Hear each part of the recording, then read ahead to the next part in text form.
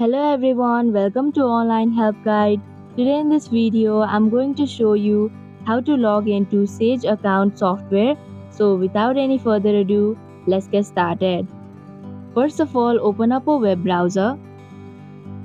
Now in the search bar, type in www.sage.com. After you come across this official page, click on the three horizontal lines in the top left corner. Then tap on Login button. Here you can choose to log in as a customer or a partner and log in for online payment. Here I'm gonna choose customer portal.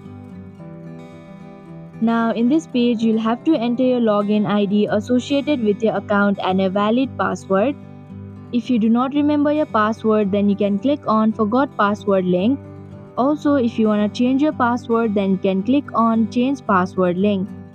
Finally, after entering your details, click on the sign in button to proceed. And that is how you can log into Sage account software. Thank you for watching Online Help Guide. Hope this video was helpful. If it was, then hit the like button and comment down if you have any questions or feedback. Also, if you are new to our channel, subscribe and hit the bell icon so that you don't miss our upcoming videos.